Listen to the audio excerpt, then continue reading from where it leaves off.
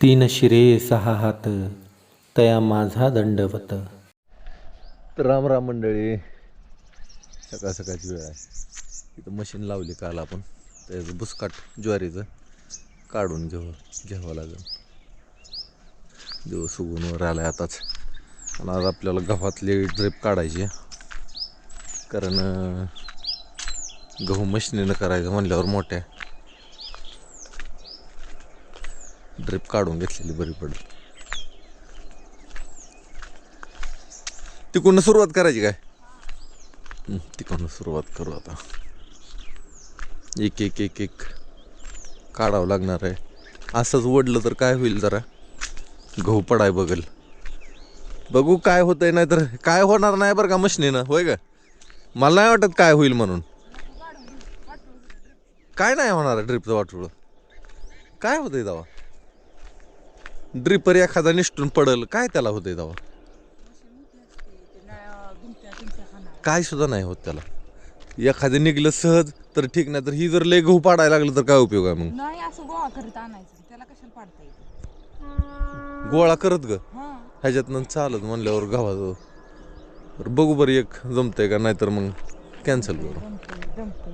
बघू काय होतंय ते. नामा मनीला सकाळ सकाळ खाद्य ठेवलंय त्यांचं खायला. सकाळ सकाळ चालू केले खायला. नामाला मोठा दिसायला लागलाय, मनी एकदम बारकी दिसते.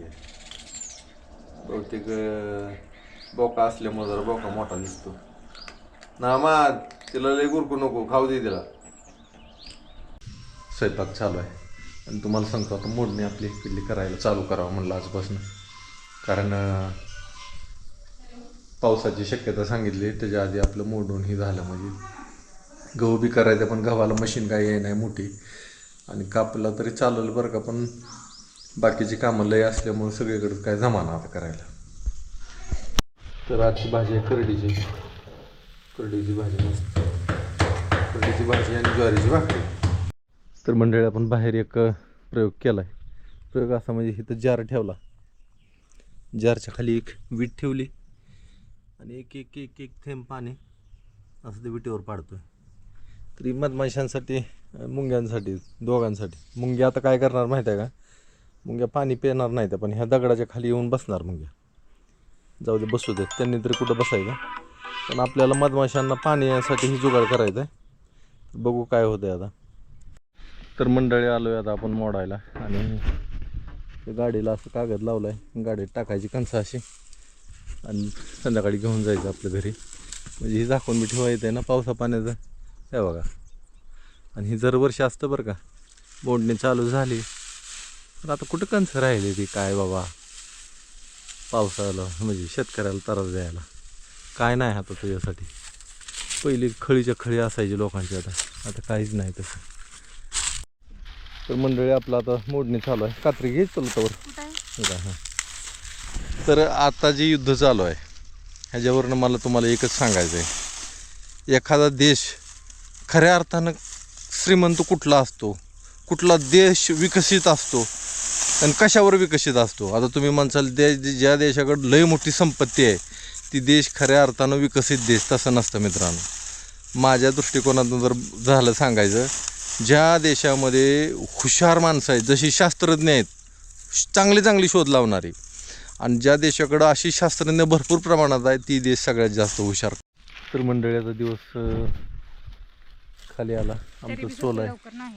मी कात्रीनं चालू आहे माझं मोडायचं. मला मोडायला काही जमत नाही, त्यामुळे कात्रीनं कटकट जमतंय जरा बऱ्यापैकी, आणि हातानेच मोडते. जमतंय का उचलू? बरं. आपला हरभरा बी आहे रानात, ज्वारी बी आहे. आता असं जुगाड तर कणसं सगळी घरी घेऊन जायची आपल्याला.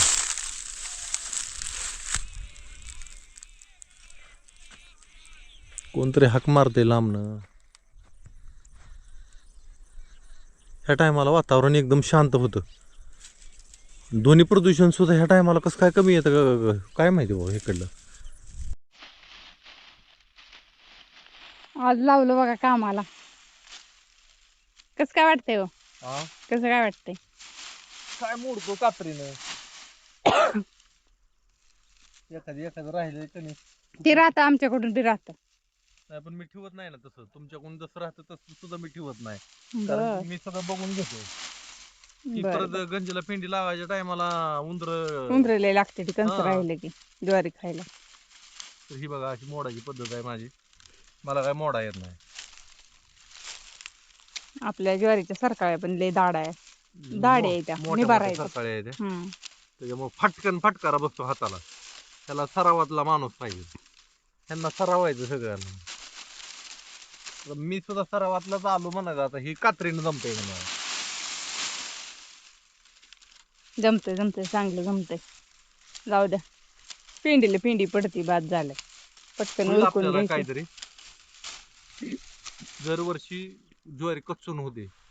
आज 2 वर्ष मला वाटतं गेल्या वर्षी ज्वारी विकली होती ना आपण, हा आणि त्याच्या आधी पण ज्वारी नाही विकली नाही, होती. आज 2 वर्ष विकली होती, गेल्या वर्षी थोडीच होती. हा, तर लोकांना वाटलं एवढ्या ज्वारी होते ते एवढे ही होते आणि किती ह्यांचं उत्पन्न आहे, असं लोकांना त्या टायमाला वाटलं होतं. पण ज्या वर्षी आता ह्या वर्षी कुठं काय, ज्वारीच नाही, गेल्या वर्षी पण नव्हती, गेल्या वर्षी पण कुठे ज्वारी होती.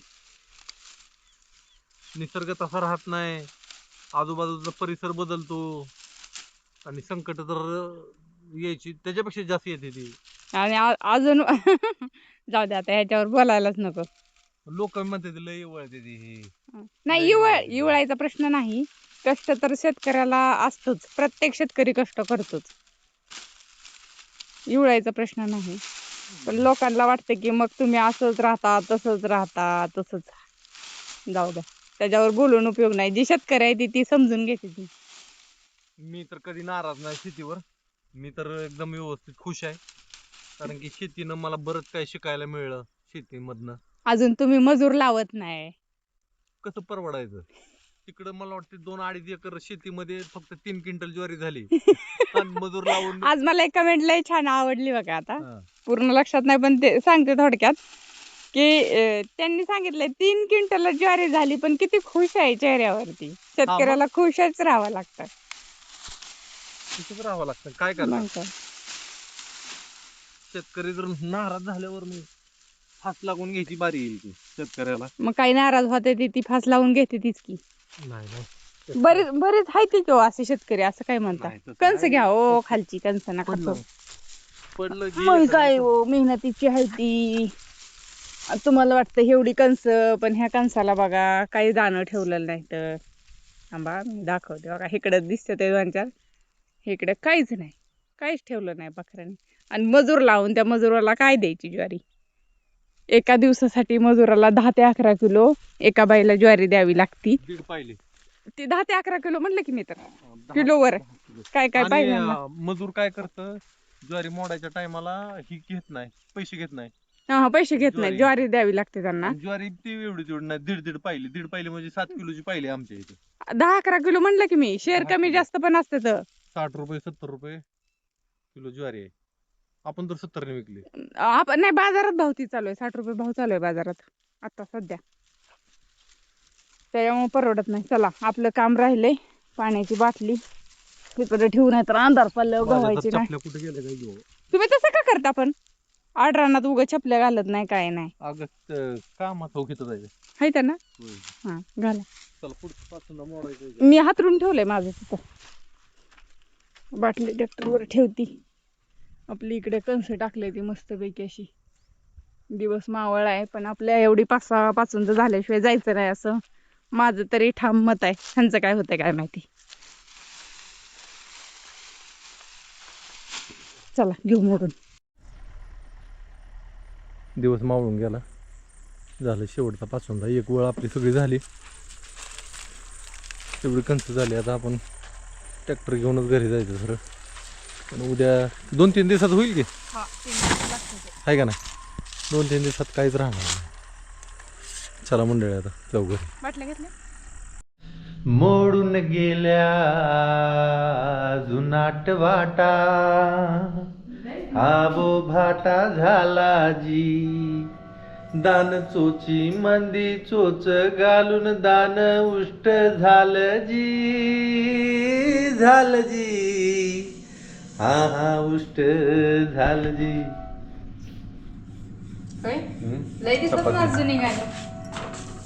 आणि बटाट, आज बटाट्याची भाजी आहे. काय नाही ग, मला असं वाटतं की गाणी पहिली जुनी किती मस्त होती, मराठी गाणी जुनी. आता तशी गाणी निघाणार नाही. मराठी गाणी अजून सुद्धा काही काही चांगली काढते ती काढणारी. बदल झाला, लय बदल झाला. जी बदल नको होता ती बदल बी व्हायला लागलाय. युद्ध चालू झाले आता. युद्ध म्हणजे नको वाटतं कधी कधी, पण कधी कधी तुम्हाला मी एक सांगतो की खऱ्यानेच जर का आता ही युगच बदलायचं असेल तर युद्ध ही होणारच, ह्याच्यात काही विषय नाही. पण ते आत्ता होईल का परत होईल, कारण की युद्धाला सगळे देश घाबरतात. एवढं सोपं नाही युद्ध करायचं, एवढं सोपं नाही मंडळी. बटाटा इकडं सोलायचं चालू आहे, 130 बटाटा सोलतोय आपला. आणि आता पिवळ्या बटाट्याची भाजी.